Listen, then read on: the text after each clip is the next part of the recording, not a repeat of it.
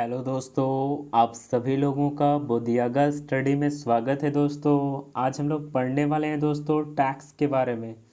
तो आज का हम लोगों का मुख्य चैप्टर है दोस्तों टैक्स। तो आज का मुख्य चैप्टर को सेशन को चालू करते हैं। दोस्तों चालू करने से पहले बता दें दोस्तों कि ये हमारे चैनल का नाम है दोस्तों बोधियागा स्टडी। तो आपको अगर हमारे चैनल के माध्यम से दोस्तों पढ़ाई अगर अच्छी लगे तो आप हमारे चैनल को लाइक करेंगे दोस्तों, सब्सक्राइब करेंगे दोस्तों और दोस्तों में शेयर करेंगे। तो आज का मुख्य टॉपिक को शुरुआत करते हैं दोस्तों। आज हम लोग पढ़ने वाले हैं दोस्तों टैक्स के बारे में। तो टैक्स के बारे में शुरुआत करते हैं दोस्तों। टैक्स की बात करें दोस्तों तो सरकार का आमदनी का स्रोत क्या है दोस्तों? तो ये कर है। सरकार का आमदनी का स्रोत क्या है? तो ये कर है। सरकार की आमदनी का स्रोत क्या है दोस्तों? तो सरकार का जो आमदनी का स्रोत है वो टैक्स है। क्या है? वो टैक्स है। तो इसे ध्यान रखेंगे दोस्तों। कर से प्राप्त राशि, जो टैक्स से जो प्राप्त राशि होता है उसे संचित निधि में रखा जाता है। हमने आपको पिछले वीडियो में आपको संचित निधि के बारे में बताया था दोस्तों। तो हो सके तो आप वहाँ प्लेलिस्ट में जाकर आप देख सकते हैं संचित निधि क्या होता है, किस अनुच्छेद में चर्चा है दोस्तों। तो जो टैक्स से जो प्राप्त राशि होता है उसे कहाँ रखा जाता है? तो कर से जो प्राप्त राशि होता है उसे संचित निधि में रखा जाता है। कर से प्राप्त राशि को क्या कहते हैं? राजस्व कहते हैं। कर से जो प्राप्त राशि होता है, कर से जो राशि प्राप्त होता है उसे क्या कहते हैं? तो कर से प्राप्त राशि को राजस्व कहते हैं।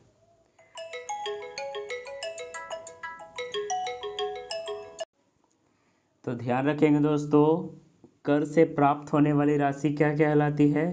तो कर से प्राप्त होने वाली राशि को राजस्व कहा जाता है। कर से प्राप्त होने वाली राशि क्या कहलाती है? तो कर से प्राप्त होने वाली राशि राजस्व कहलाती है। कर से प्राप्त होने वाली राशि क्या कहलाती है? राजस्व कहलाती है। चाणक्य ने अपनी पुस्तक अर्थशास्त्र में चाणक्य ने अपनी पुस्तक अर्थशास्त्र में प्रणय कर का जिक्र किया है। चाणक्य ने अपनी पुस्तक अर्थशास्त्र में प्रणय कर का जिक्र किया है। प्रणय कर आपातकाल के स्थिति में लगाया जाने वाला कर। प्रणय कर जो है, जो प्रणय कर है आपातकाल की स्थिति में लगाया जाने वाला कर क्या कहलाता है? तो प्रणय कर कहलाता है। प्रणय कर आपातकाल की स्थिति में लगाए जाने वाला कर क्या कहलाता है? तो प्रणय कर कहलाता है। Wealth of nation, wealth of nation में एडम स्मिथ ने विभिन्न प्रकार के करों की चर्चा की है। तो वेल्थ ऑफ नेशन में एडम स्मिथ ने विभिन्न प्रकार के करों की चर्चा की है। तो वेल्थ ऑफ नेशन में एडम स्मिथ ने विभिन्न प्रकार के करों की चर्चा की है। तो कर, प्रत्यक्ष कर, डायरेक्ट टैक्स। कर जो है दो प्रकार का है। कौन कौन है आइए जानते हैं। तो पहला हो जाता है प्रत्यक्ष कर, डायरेक्ट टैक्स। दूसरा हो जाता है अप्रत्यक्ष कर, इनडायरेक्ट टैक्स। तो पहला क्या हो जाता है? प्रत्यक्ष कर, डायरेक्ट टैक्स। दूसरा हो जाता है अप्रत्यक्ष कर, इनडायरेक्ट टैक्स। तो पहला की बात करें दोस्तों प्रत्यक्ष कर की, तो पहला प्रत्यक्ष कर में जिस पर लगाया जाए उसी से वसूला जाए। जिस पर लगाया जाए उसी से वसूला जाए क्या कहलाता है? प्रत्यक्ष कर कहलाता है। जिस पर लगाया जाए उसी से वसूला जाए क्या कहलाता है दोस्तों? तो वो प्रत्यक्ष कर कहलाता है। इसे ध्यान रखेंगे दोस्तों। आगे बात करते हैं दोस्तों, आगे आ जाते हैं, दूसरा में बात करते हैं दोस्तों। तो ध्यान रखेंगे दोस्तों, प्रत्यक्ष कर डायरेक्ट टैक्स, दूसरा हो जाता है अप्रत्यक्ष कर इनडायरेक्ट टैक्स। तो ध्यान रखेंगे प्रत्यक्ष कर की बात करें दोस्तों, तो प्रत्यक्ष कर जिस पर लगाया जाए उसी से वसूला जाए उसे क्या कहते हैं? तो उसे कहते हैं प्रत्यक्ष कर। वांचू समिति का संबंध, ये बेहद इम्पोर्टेंट है दोस्तों, इसे ध्यान रखेंगे। वांचू समिति का संबंध प्रत्यक्ष कर से है। वांचू समिति का संबंध प्रत्यक्ष कर से है 1971 ईस्वी। तो वांचू समिति का संबंध किससे है? प्रत्यक्ष कर से है। प्रत्यक्ष कर से संबंधित कौन है? तो वांचू समिति का संबंध किससे है? प्रत्यक्ष कर से है। दूसरा आ जाते हैं दोस्तों, अप्रत्यक्ष कर की बात करते हैं। तो अप्रत्यक्ष कर लगाया जाए किसी पर और वसूला जाए किसी और से। लगाया जाए किसी पर और वसूला जाए किसी और से। लगाया जाए किसी पर और वसूला जाए किसी और से क्या कहलाता है? तो अप्रत्यक्ष कर कहलाता है। अप्रत्यक्ष कर, अप्रत्यक्ष कर लगाया जाए किसी पर और वसूला जाए किसी से, तो ये क्या कहलाता है? अप्रत्यक्ष कर कहलाता है। एल.के. झा समिति का संबंध अप्रत्यक्ष कर से है। एल.के. झा समिति का संबंध किससे है? तो एल.के. झा समिति का संबंध है अप्रत्यक्ष कर से। एल.के. झा समिति का संबंध किससे है दोस्तों? तो एल.के. झा समिति का संबंध अप्रत्यक्ष कर से है, इसे ध्यान रखेंगे। और प्रत्यक्ष कर किस समिति का संबंधित है? तो वांचू समिति का संबंध प्रत्यक्ष कर से है, इसे ध्यान रख लेंगे दोस्तों। आगे बढ़ते हैं दोस्तों, अप्रत्यक्ष कर की बात करते हैं। तो अप्रत्यक्ष कर लगाया जाए किसी पर और वसूला जाए किसी और से। लगाया किसी पर जाए और वसूला किसी और से जाए, ये क्या कहलाता है? तो अप्रत्यक्ष कहलाता है। अप्रत्यक्ष कर कहलाता है, इसे ध्यान रखेंगे दोस्तों।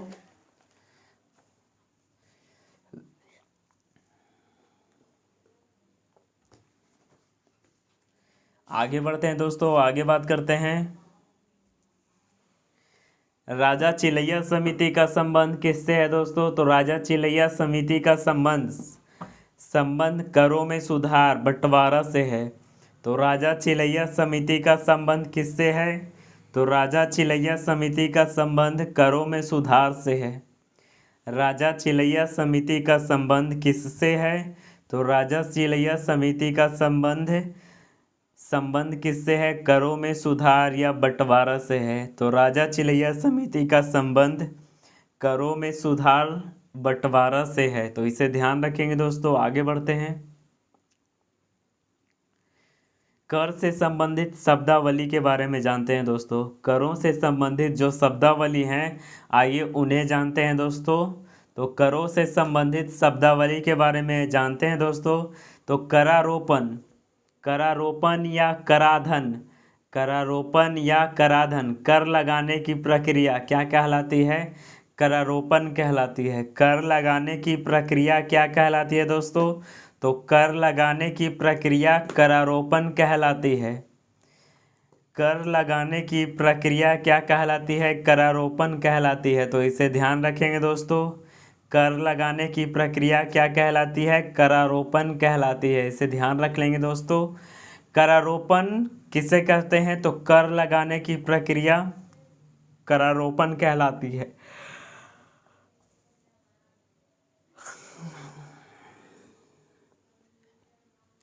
दोहरी करारोपण की बात करें दोस्तों, तो दोहरी करारोपण क्या है? तो एक ही आय पर दो बार कर लगाया जाना। एक ही आय पर दो बार कर लगाया जाना क्या कहलाता है? तो दोहरी करारोपण कहलाता है। एक ही आय पर दो बार कर लगाया जाना, एक ही आय पर दो बार कर लगाया जाना क्या कहलाता है? दोहरी करारोपण कहलाता है। एक ही आय पर दो बार कर लगाया जाना क्या कहलाता है? तो दोहरी करारोपण कहलाता है, इसे ध्यान रखेंगे दोस्तों। आगे बढ़ते हैं दोस्तों, कराघात, तीसरा नंबर आ जाते हैं। कराघात क्या है? तो कितना कर जो लगाना है, कितना टैक्स लगाना है, इसके मूल्य का निर्धारण क्या कहलाता है? कराघात कहलाता है। तो कितना कर लगाना है, इसके मूल्य का निर्धारण कराघात कहलाता है। तो कर कितना लगाना है, इसके मूल्य का निर्धारण क्या कहलाता है? कराघात कहलाता है। कराभार की बात करें दोस्तों, आगे बढ़ते हैं, कराभार की बात करते हैं। तो कर के रूप में दी जाने वाली राशि क्या कहलाती है? तो कर के रूप में दी जाने वाली राशि कराभार कहलाती है। कर के रूप में दी जाने वाली राशि क्या कहलाती है दोस्तों? तो कर के रूप में, टैक्स के रूप में दी जाने वाली राशि कराभार कहलाती है। इसे ध्यान रखेंगे दोस्तों। आगे बात करते हैं दोस्तों कर विवरणी। कर विवरणी की बात करें दोस्तों तो अपनी सालाना आय व्यय का ब्यौरा सरकार को देना। कर विवरणी, टैक्स रिटर्न क्या कहलाता है? तो अपनी सालाना आय व्यय का ब्यौरा सरकार को देना। अपनी सालाना आय व्यय का ब्यौरा सरकार को देना। तो ध्यान रखेंगे दोस्तों, कर विवरणी क्या कहलाता है?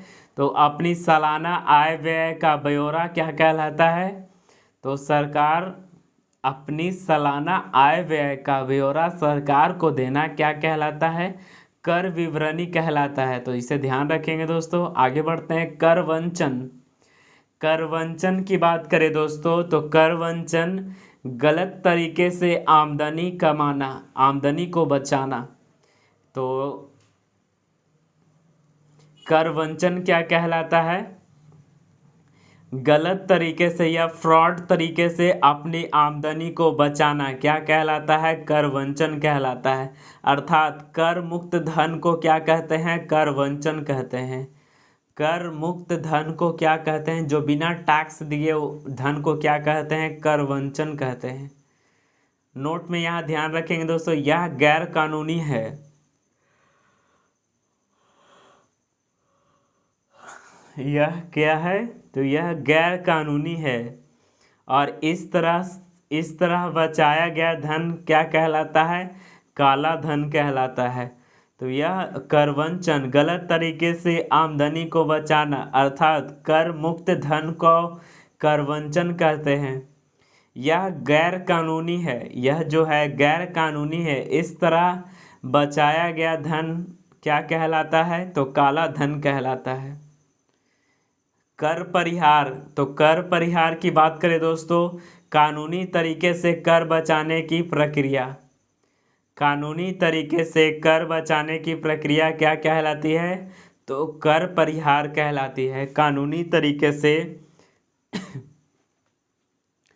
कानूनी तरीके से कर बचाने की प्रक्रिया क्या कहलाती है? कर परिहार कहलाती है। जैसे चंदा, बीमा आदि।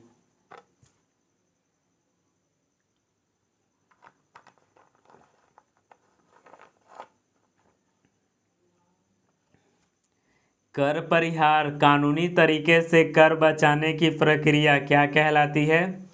तो कानूनी तरीके से कर बचाने की कानूनी तरीके से कर बचाने की प्रक्रिया क्या कहलाती है? तो कर परिहार कहलाती है। इसे ध्यान रखेंगे दोस्तों। जैसे चंदा या बीमा। आगे बढ़ते हैं दोस्तों, आगे बात करते हैं दोस्तों हैविन टैक्स। हैविन का टैक्स क्या है दोस्तों? आइए जानते हैं हम लोग। तो हैविन टैक्स कितना किसी द्वारा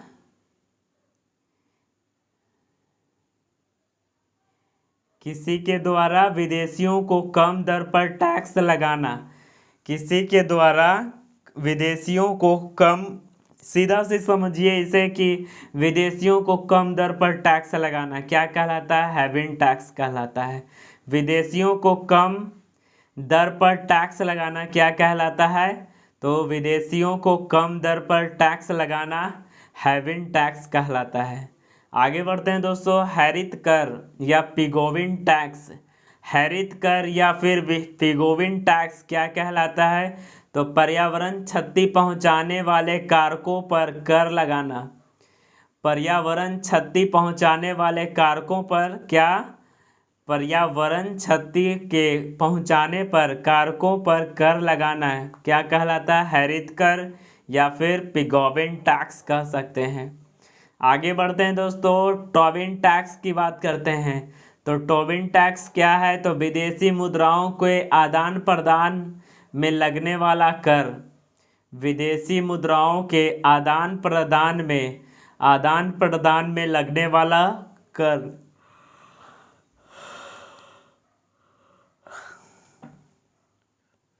तो ये क्या कहलाता है दोस्तों? टोबिन टैक्स कहलाता है। इसे ध्यान रखेंगे दोस्तों, टोबिन टैक्स किसे कहते हैं?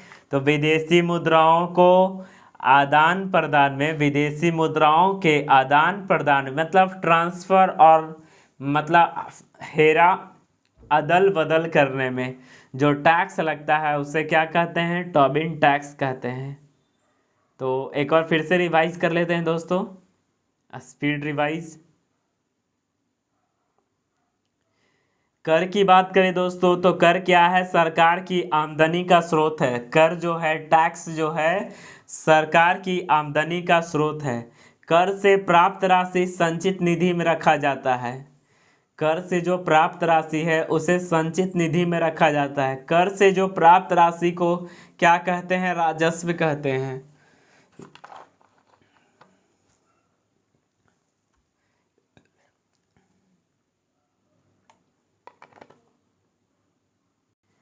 कर से प्राप्त राशि को क्या कहा जाता है दोस्तों? तो राजस्व कहते हैं। चाणक्य ने अपनी पुस्तक अर्थशास्त्र में प्रणय कर का जिक्र किया है। चाणक्य ने अपनी पुस्तक अर्थशास्त्र में प्रणय कर का जिक्र किया है। प्रणय कर आपातकाल के स्थिति में लगाया जाने वाला कर था। प्रणय कर जो था आपातकाल की स्थिति में लगाया जाने वाला क्या था? कर था। तो आपातकाल की स्थिति में लगाया जाने वाला कर क्या था? प्रणय कर था। इसे ध्यान रखिएगा दोस्तों। आगे बढ़ते हैं, वेल्थ ऑफ नेशन। तो वेल्थ ऑफ नेशन में एडम स्मिथ ने विभिन्न प्रकार के करों की चर्चा की है। तो वेल्थ ऑफ नेशन में एडम स्मिथ ने विभिन्न प्रकार के करों की चर्चा की है। आगे बढ़ते हैं दोस्तों, कर की बात करते हैं। तो कर कर एक प्रकार का प्रत्यक्ष कर है और दूसरा क्या है? एक अप्रत्यक्ष कर है। तो कर दो प्रकार के हैं, पहला प्रत्यक्ष कर और दूसरा अप्रत्यक्ष कर। इसे ध्यान रखेंगे दोस्तों। प्रत्यक्ष कर की बात करें दोस्तों तो जिस पर लगाया जाए उसी से वसूला जाए। जिस पर लगाया जाए उसी से वसूला जाए क्या कहलाता है? प्रत्यक्ष कर कहलाता है। वांचू समिति का संबंध। तो वांचू समिति का संबंध प्रत्यक्ष कर से है। वांचू समिति का संबंध प्रत्यक्ष कर से है। इसे ध्यान रखेंगे दोस्तों। वांचू समिति का संबंध किससे है? तो वांचू समिति का संबंध प्रत्यक्ष कर से है। इसे ध्यान रखेंगे दोस्तों। आगे बात करते हैं, दूसरा आ जाते हैं अप्रत्यक्ष कर। अप्रत्यक्ष कर की बात करें दोस्तों तो अप्रत्यक्ष कर लगाया जाए किसी पर और वसूला जाए किसी और से। तो अप्रत्यक्ष कर क्या है? लगाया जाए किसी पर और वसूला जाए किसी और से। तो एल के झा समिति का संबंध अप्रत्यक्ष कर से है। एल के झा समिति का संबंध किससे है? तो एल के झा समिति का संबंध अप्रत्यक्ष कर से है। एल के झा समिति का संबंध अप्रत्यक्ष कर से है। इसे ध्यान रखेंगे दोस्तों। आगे बढ़ते हैं, राजा चिलैया समिति का संबंध। तो राजा चिलैया समिति का संबंध किससे है? करों में सुधार बंटवारा से है। तो राजा चिलैया समिति का संबंध किससे है? तो राजा चिलैया समिति का संबंध 1991 ईस्वी में करों में सुधार बंटवारा से है। तो इसे ध्यान रखेंगे दोस्तों। आगे बढ़ते हैं, अब बात करते हैं दोस्तों करों से संबंधित शब्दावली। तो करों से संबंधित शब्दावली की बात करें तो पहला नंबर आ जाता है करारोपण या फिर कराधन। तो करारोपण या फिर कराधन, कर लगाने की प्रक्रिया क्या कहलाती है? करारोपण कहलाती है। कर लगाने की प्रक्रिया क्या कहलाती है दोस्तों? तो करारोपण कहलाती है। कर लगाने की प्रक्रिया क्या कहलाती है? करारोपण कहलाती है या फिर कराधन इसे कह सकते हैं। दूसरा बात करते हैं दोस्तों दोहरी करारोपण। तो दोहरी करारोपण की बात करें दोस्तों तो एक ही आय पर 2 बार कर लगाया जाना। दोहरी करारोपण एक ही आय पर 2 बार कर लगाया जाना। तो दोहरी करारोपण कहलाता है। एक ही आय पर 2 बार कर लगाया जाना क्या कहलाता है? दोहरी करारोपण कहलाता है। इसे ध्यान रखेंगे दोस्तों। तीसरा बात करते हैं दोस्तों कराघात। कराघात की बात करें दोस्तों तो कितना कर लगाना है इसके मूल्य का निर्धारण करना। तो कराघात किसे कहते हैं तो कितना कर लगाना है इसके मूल्य का निर्धारण करना, इसे ध्यान रखेंगे दोस्तों।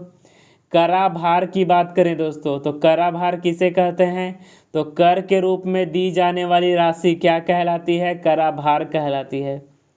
तो कर के रूप में, टैक्स के रूप में दी जाने वाली राशि क्या कहलाती है, कराभार कहलाती है। कर के रूप में दी जाने वाली राशि क्या कहलाती है तो कराभार कहलाती है। कर विवरणी, टैक्स रिटर्न, कर विवरणी अपनी सालाना आय व्यय का ब्यौरा सरकार को देना। कर विवरणी, टैक्स रिटर्न अपनी सालाना आय व्यय का ब्यौरा, अपनी सालाना आय व्यय का ब्यौरा सरकार को देना। अपनी सालाना आय व्यय का ब्यौरा किन्हें देना, सरकार को देना, इसे ध्यान रखेंगे दोस्तों। आगे बढ़ते हैं दोस्तों कर वंचन। कर वंचन की बात करें दोस्तों तो गलत तरीके से, फ्रॉड तरीके से अपनी आमदनी को बचाना। फ्रॉड तरीके से अपनी आमदनी को बचाना कर वंचन कहलाता है। अर्थात कर मुक्त धन को, टैक्स मुक्त धन को कर वंचन कहते हैं। नोट में यहाँ ध्यान रखेंगे दोस्तों, यह एक गैर कानूनी है और इस तरह बचाया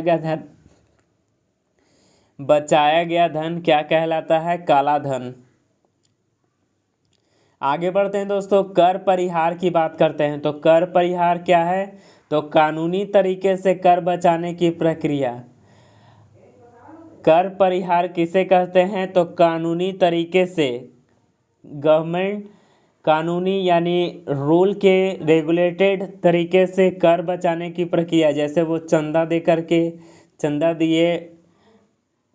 दिए 5 लाख और लिखवाए कि हम 5 करोड़ दिए, तो ये इस तरीके से टैक्स बचाना, तो इसे ध्यान रखेंगे दोस्तों।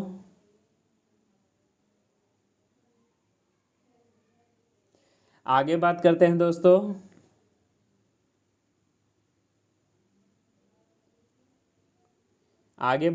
दोस्तों हैविंग टैक्स। तो हैविंग टैक्स की बात करें दोस्तों तो हैविंग टैक्स क्या है, तो हैविंग टैक्स क्या है दोस्तों आइए जानते हैं हम लोग। तो हैविंग टैक्स के बारे में बात करते हैं दोस्तों। तो हैविंग टैक्स की बात करें दोस्तों तो यहाँ डायरेक्ट समझेंगे, विदेशियों को कम दर पर टैक्स लगाना। विदेशियों को कम दर का टैक्स लगाना क्या कहलाता है, हैविंग टैक्स कहलाता है।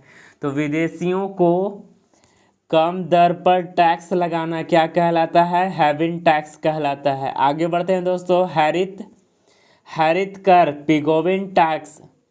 तो हरित कर, पिगोविन टैक्स किसे कहते हैं तो पर्यावरण क्षति पहुंचाने वाले कारकों पर लगाया जाता है। पर्यावरण के क्षति पहुंचाने वाले कारकों पर यह कर लगाया जाता है। आगे बढ़ते हैं दोस्तों टोबिन टैक्स की बात करते हैं। तो विदेशी मुद्राओं के आदान प्रदान में लगने वाला कर क्या कहलाता है, टोबिन टैक्स कहलाता है। तो टैक्स रिलेटेड आशा करते हैं दोस्तों आपको यह टॉपिक अच्छा लगा होगा दोस्तों। अगर अच्छा लगा है तो आप हमारे चैनल को ज़रूर लाइक करेंगे दोस्तों, सब्सक्राइब करेंगे दोस्तों और दोस्तों में शेयर करेंगे। तो आज का कर से रिलेटेड, टैक्स से रिलेटेड दोस्तों आज का टॉपिक को यहीं तक रखते हैं दोस्तों। थैंक यू, धन्यवाद।